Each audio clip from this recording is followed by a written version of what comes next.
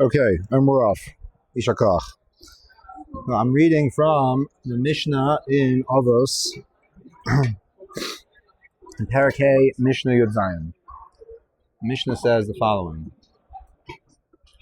Good. Kol machlokas shehi l'shem shamayim sofa liskayim. Any argument that is for the sake of heaven will be maintained.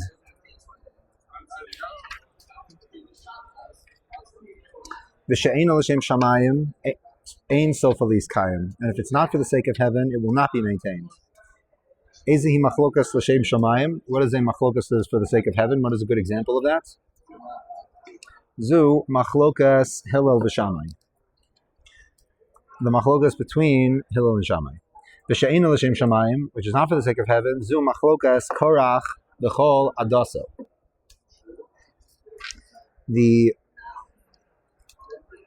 The Rav on this Mishnah, the Bartanura, says the following: Sofa liskayim, klomar she'anshe ha'machlokas ha'hi miskaymin ve'enam ovdin. That those people that are participating in the machlokas will be maintained and it will not be lost. They will not be destroyed. K'machlokas Hillel v'Shamai shelo avdu, lo talmidei beis Shammai v'lo talmidei beis Hillel. The student, they had continuity. They established batei midrash, and their students had continuity. Korach v'adaso avdu. V'ani shamati, and I heard, says the Bartanura, Perush sofa, that its end, sofa liskayim, its end will be maintained. Perush tachlisa hamvukash me'inyana, that its purpose, its intended outcome, will be maintained.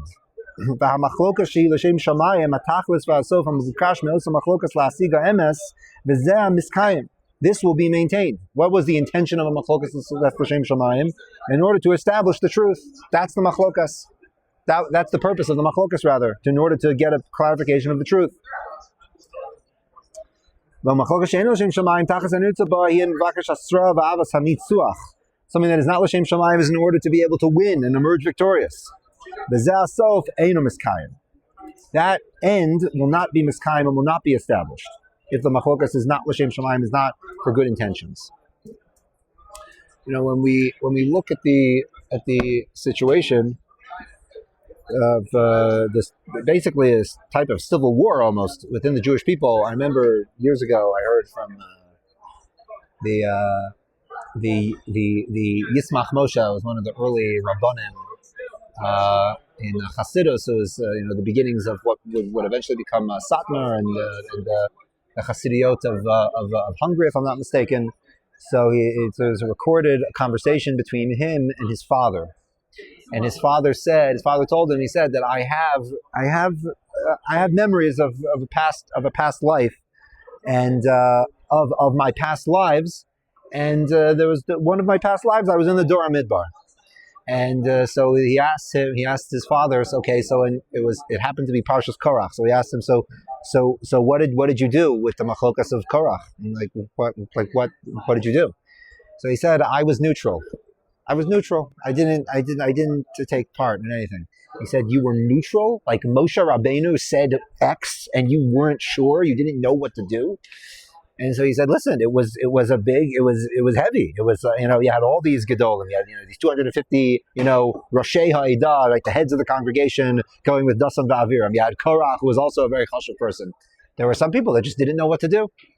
If we think about it, it's very easy for us, especially with stories that we're familiar with, to not contextualize them and not to think about what it was like for someone to be in that scenario, someone to live out that experience. Something that is different between the powerful stories. I'm going on a bit of a tangent over here, but not really.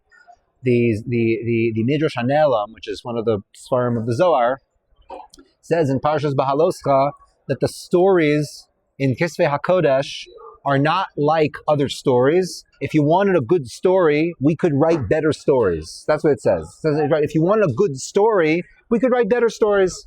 Right? We could write better stories. The thing that makes the stories in Kisvei HaKodesh important is that they are being told to us because they have an eternal message. There's an eternal message in this story, something that is necessary forever. Everyone has to know about this for all time, and that's a pretty big statement. Yeah? So it's not, but it's not just the message that's being communicated. Right? There are some really, really powerful good stories, but those stories never happened. They're just ways of illustrating a lesson. They're just ways of getting across a point. However, in contrast, the stories in the Kisvei HaKodesh, they're stories that they happened. People experienced that thing. And that is a fundamental difference between a really powerful story, right? In literature, in media, in any platform that you could think of. Very, very powerful, impactful stories that can really change people's lives and move people's behavior, right? But a story that actually happened, real people went through that experience, is something that sometimes is lost upon us. What was it like to live through that experience? What is it like to walk into the Yam Suf that you just saw split and the water is, suspended in the middle of the air? To just walk through and hope that everything works out. Well, what was that like, right? So, to be in this state where you have people in open rebellion against Moshe Rabbeinu, who are not small people, like what was that experience like? So I wanna read from okay, still going. I want to read from Rashi in Sefer in the beginning of Parshas Korach. Rashi brings from the Midrash Rabbah in Parsha Yudches Siman Hey. Midrash says Vayikach Korach ben Yitzhar ben Kos ben Levi. We list all the lineage of Korach from Yitzhar to his father Kahas and the head of the tribe. V'lama loksiv ben Yaakov or ben Yisrael. Why doesn't it go back a previous generation to Yaakov or Yisrael? Right?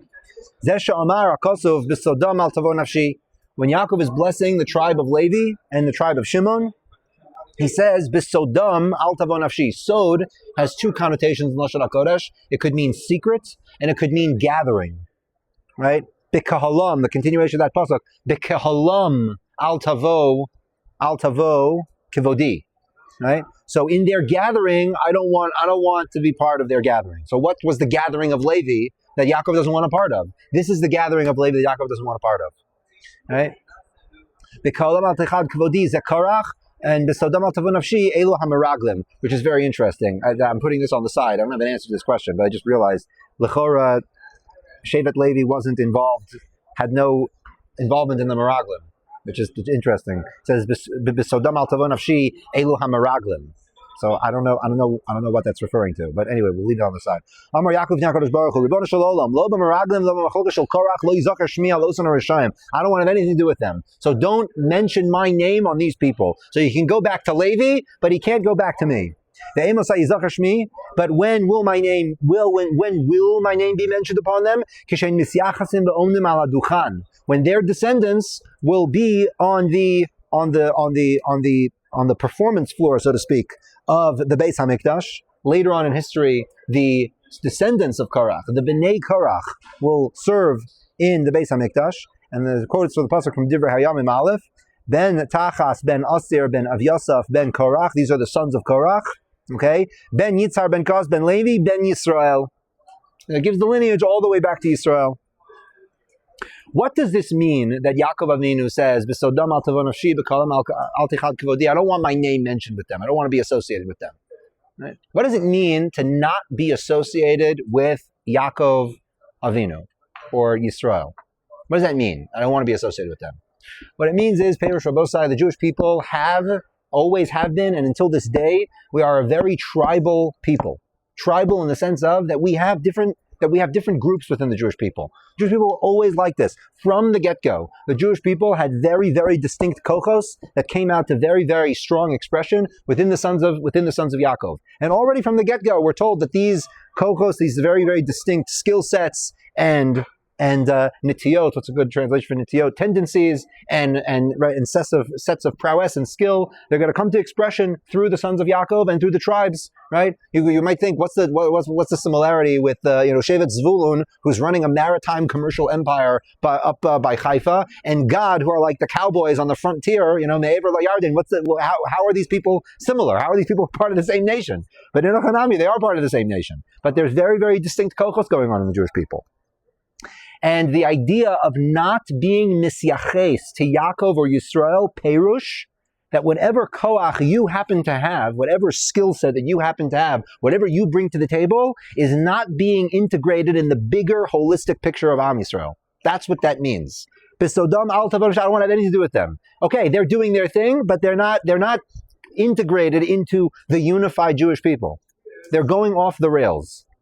They're taking whatever they have, and they're not finding their makom within the collective of the Jewish people. That's why the Jewish people are called Yisrael. We're called Yisrael. We forget Yisrael is the name of an individual person. Right? Yisrael today is like Am Yisrael, but it's Am Yisrael only because it's the name of this person. Yaakov is the achdus of the Jewish people, for lack of a better term.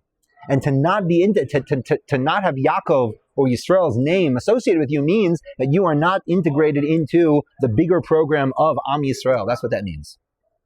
This Mishnah that we read over here, it's very interesting. You have to. It just teaches how you have to be medayek so carefully in the language of Chazal, especially in Avos. I would say Masechas Avos is the prime example of how closely you have to pay attention to the wording of Chazal. We saw how the Bartanura is handling the different possibilities of does it mean the people that participated in the machlokas? Does it mean the machlokas itself? The goals of the machlokas? What the Mishnah says is a machlokas that is l'shem shamayim. So far, lihis kayem, it will have continuity.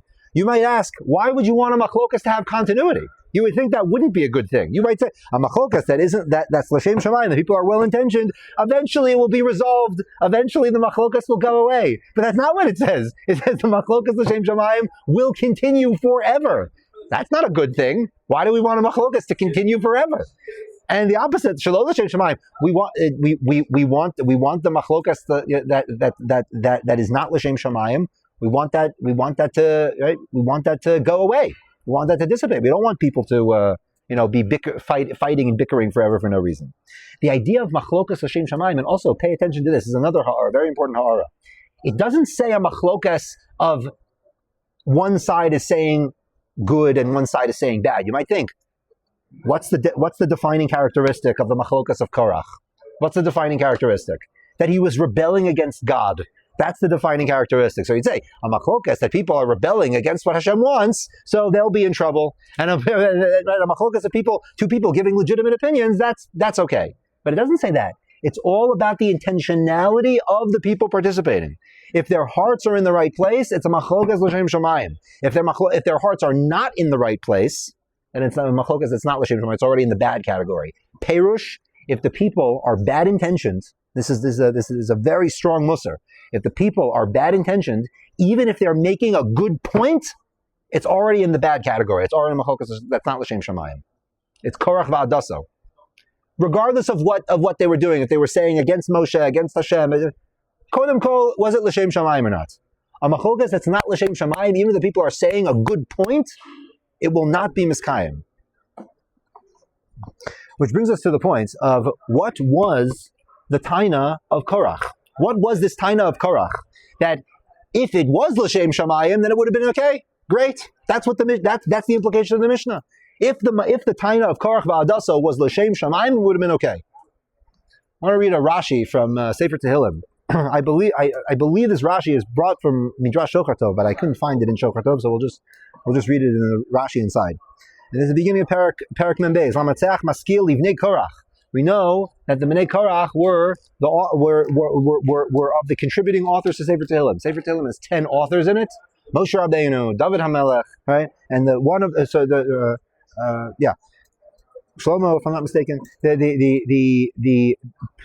some of the contributing authors to Sefer Tehillim were the Bnei Korach. So it says Rashi, Bnei Korach. Osir ve'Elkanah ve'Eviosaf. These were the three sons of Korach. Heim hayu tchila ba'atzas aviyam. They were, in the very outset, in the council of their father. Meaning, they started the whole rebellion, the whole machlokas of Korach v'Adaso, they were with their father. Okay? Ubishas hamachlokas perishu. But when things heated up, when it became a serious controversy, they said, okay, this isn't what we signed up for. They backed out. When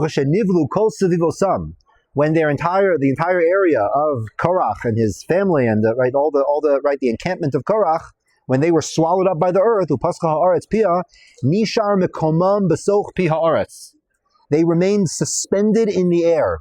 As it says, Ubnei Korach lo mesu. Later on in the Sefer Midbar, we learn that the sons of Korach did not die. This is what it means. Bnei Korach lo mesu, they didn't die. Meaning they could have died, but they were miraculously saved. V'sham omru shira. And in that state of being suspended in the air over the bottomless pit, which just sucked everyone into it, at that point they gave forth prophetic song. V'sham yasu hamizmarim alalu, and that's where they established these mizmarim of Tehillim. V'alu misham, and they ascended from there. V'sharsa aleim ruach hakodesh, and they continued to experience prophecy. V'nisnabu al hagolios, and they had prophetic visions on the exiles. V'al chorban habayis, and the destruction of the temple. V'al malchus beis David, and the eventual return of the Davidic dynasty. That is the subject of all the mizmarim of Bnei Korach. That's what it's alluding to symbolically. The whole arc, the whole narrative arc of Jewish history is being alluded to in the mizmarim of Bnei Korach.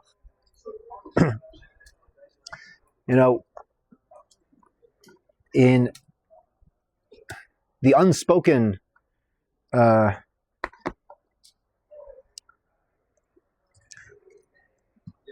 continuation of Korach's story,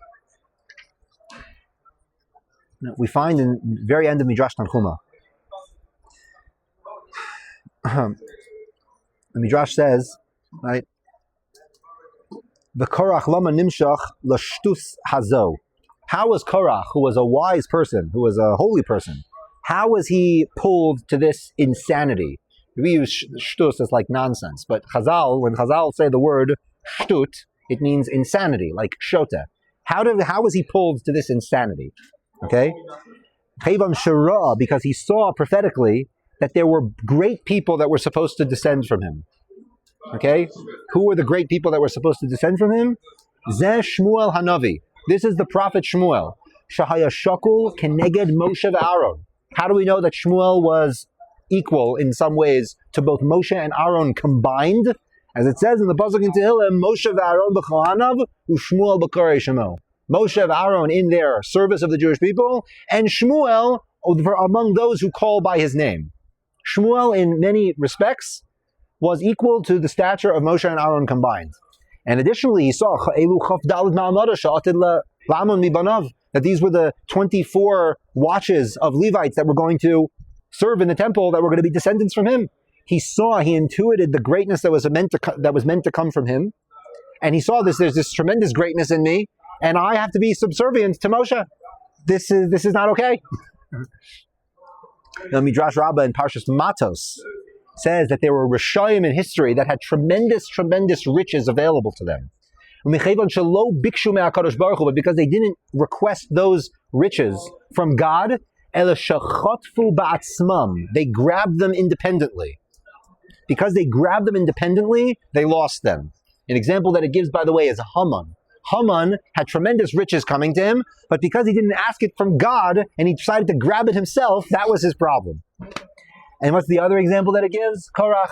Korach had tremendous potential, but because he decided to not ask God to let him embody and to receive that potential from Hashem, but rather I need to grab it myself at all costs, and any means are justified in order to get to that end. That was his downfall.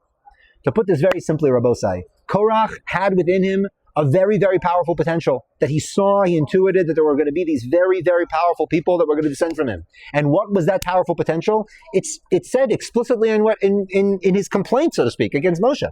What was his complaint? Kichol ha'edah kulam kedoshim b'socham Hashem.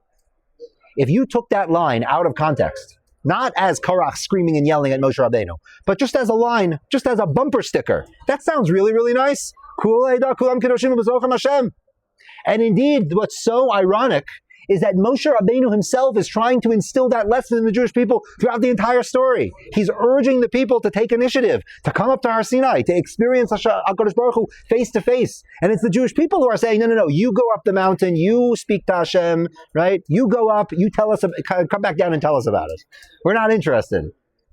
It's the Jewish people that are forcing this rigid hierarchy of Moshe at the top and the Jewish people are on the bottom. The message of Korach is a very, very powerful message. The message of Korach is, simply put, is a messianic vision. We're not going to have to rely on any hierarchies because the knowledge of Hashem is going to cover the world. Everyone's going to know them. As it says in Sefer Yirmiyahu. From the least of them to the greatest of them. Everyone's going to know Hashem. It is a messianic vision. When we say that Moshe and Aaron were equal to Shmuel, what it's saying is something very specific. Not talking about, if Moshe has 60 points of Kedusha and Aaron has another 60 points, so Shmuel has 120. That's not what it's saying. What it's saying is the roles of Moshe and Aaron, that they facilitated the Jewish people. B'choanav, they served the Jewish people. How did Moshe and Aaron serve the Jewish people? Moshe was the one who went up to the top of the mountain in complete solitude and received the prophetic vision for the Jewish people. And Aaron, as we know, he was the Rodev Shalom, Mavaki Shalom, he took care of the people. Those two roles were embodied by one man, Shmuel HaNavi. He was the great Chozeh, as he's called, the great seer, the Ro'eh, not the Chozeh, the Ro'eh. Okay, he was this great, powerful prophet. And at the same time, he took care of the people. He was with the people. At the very beginning of Sefer Shmuel, we learned that Shmuel's whole upbringing within the Beis HaMikdash was being with the people. Right? People loved him. Right? Ahuv Eitzel Anashim. He was beloved amongst people. The Eitzel Elohim, and also by God. He was able to be with the people, and that role was able to be embodied by him. Korach he intuits within him the ability to produce a situation in which the people don't need a Moshe.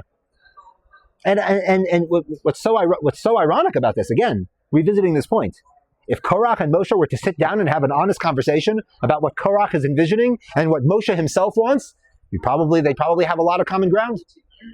Yes, we both want the situation in which Am Yisrael isn't relying on me. Kol ha'ida kulam kedoshim b'socham Hashem.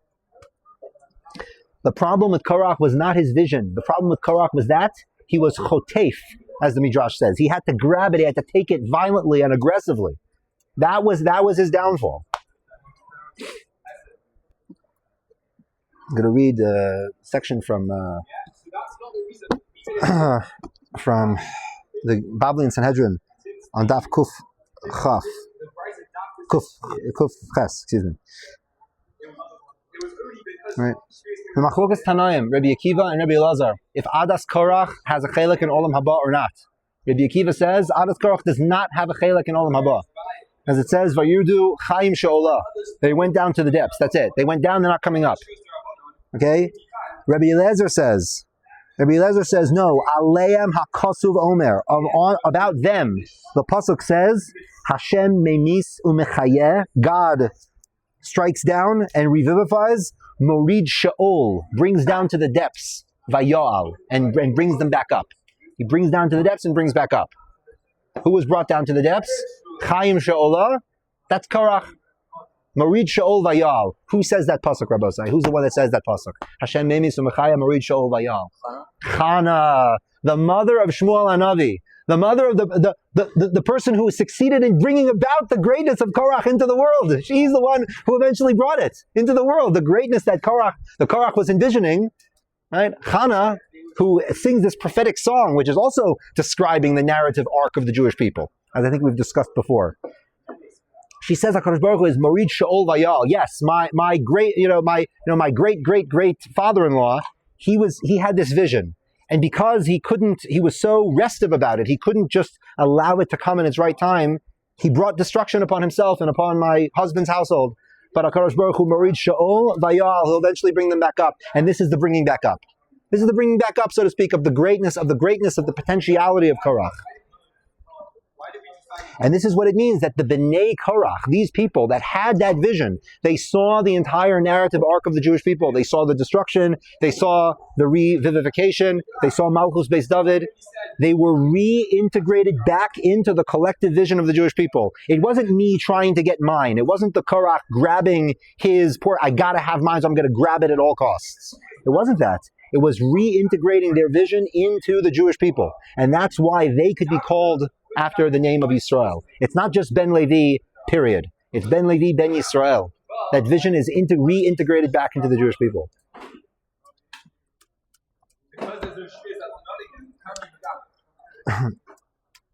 Now, the example that the Mishnah gives of a machlokas l'shem shamayim, ze machlokas Shammai v'Hillel. Mishnah doesn't say ze machlokas beis Shammai or beis Hillel, but ze machlokas Shammai v'Hillel. And this is a machlokas that will be maintained forever. The machlokas Shammai v'Hillel will be maintained forever. I want to read a section from the Gemara, also the Babli and Sanhedrin on Daf Peches. Mishrabu Talmidei Shammai v'Hillel shelo shimshu kol tzarkan. When the students of Shammai and Hillel increased, the students that did not serve their masters sufficiently, they did not learn from their masters sufficiently. Rabu machlokas b'Yisrael. There became tremendous argumentation in the Jewish people. V'naseis Torah kishtei Toros. And the Torah became like two separate Torahs. You know, you might think that someone who was really, really dedicated to the Torah of Shammai HaZaken and someone who was really dedicated to the Torah of Hillel HaZaken, those would be the people that have the biggest machlokas. Because one was really dedicated to this shita and one was really dedicated to that shita. But dafka misharabu talmidim shaloshim shukol tzarkan, that they didn't learn sufficiently. They didn't serve Shammai HaZaken enough. They didn't serve Hillel HaZaken enough. That's when the machlokas was misraba b'Yisrael, v'nasa Torah kishtei Toros. Because Rabbosai, it's not about the machlokas. It's not about this shita versus that shita. It's about what is the context in which the machlokas takes place. L'shem shamayim perush, in order so that we can integrate all the pieces together. That's what it means. The thing that Korach was missing is that he wasn't Nikra al Shem Yisrael. Again, what does that mean to not be called after the name of Yisrael? That you're not integrated. You're not able to be together with everyone else. You're not able to integrate your chelek along with the collective vision. That's what that means. And the machlokas Hillel and Shammai is the paradigmatic machlokas l'shem shamayim, is because these gedolim, as the Mishnah in Edios calls very powerfully, Shammai v'Hillel avos ha'olam. They're the father of the whole. They're the fathers of the world, because from them the primary batei midrash of the Jewish people emanated from, and continued even after those generations where there's no formal Beis Shammai and Beis Hillel. The shitos in limud, the shitos in hashkafa, they continued. As we see, Rabbi Eliezer was at least 3 generations after Hillel and Shammai. Right? He's called Shamute. He's called the one from the house of Shammai, because he adopted many of the approaches in learning and in hashkafa of that Beit Midrash. The machlokas of Shammai HaZaken and Hillel HaZaken was the paradigmatic example of two people that had two completely different shitos, but their avoda was, how do we integrate these two things? How do we integrate these two kochos? How do we do it? That's what they were trying to do, and that's categorically different from machlokas shelo l'shem shamayim, as the Rav says so beautifully. Shehu l'shem srara v'nitzuach. The purpose of the machlokas shelo l'shem shamayim is to conquer the other one.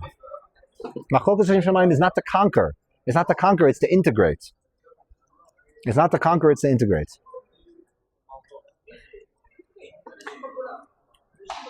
I would say, I just want to end off by saying that unfortunately we see with our own eyes, and it's painful to see how many people who have very, very powerful and good things to say, very, very important messages that the world needs to hear, and they have visions that the world needs to have played out. But because their attitude is, l'shem srara v'nitzuach, that the purpose of what I'm doing is to win over the other guy, to be victorious over the other guy, those messages, those actions, those great deeds never come to fruition. Because it's not l'shem shamayim, because Yaakov Avinu doesn't want to have anything to do with them. Again, You're not interested in being in integrating into the whole. You're not. You're interested in yourself, basically. That's what you're interested in, right? It's the same message. It's the same content, but with a completely different attitude. And this is the B'nai Korach Lo Mesu, that at the last moment they were able to realize, whoa, this is getting out of hand. Guys, this is not going in the right direction, not what we signed up for, and they were able to remove themselves. And if in that merit they were able to have that insight, that vision, that allowed them to, paradoxically, embody the whole vision that their father had, that Messianic view of Malach Haaretz De'as Hashem. B'ezrat Hashem, through embodying this, through understanding, it's not about, we think about being mevater, is about giving up on your own principles or shutting yourself down to a certain extent. It's not about that at all, right? The machlokas Shammai v'Hillel was two polar opposites facing off of each other. But because their attitude was L'Shem Shamayim, that machlokas will never end. And we don't want it to end. We do not want the machlokas of Shammai v'Hillel to end, because it is the constant fusing together of two complementary kochos that only increase each other. B'ezrat Hashem, through understanding this, through recognizing this message, we will merit to be involved in as many machlokos l'shem shamayim as possible. We should all merit to be involved in as many machlokos l'shem shamayim as possible.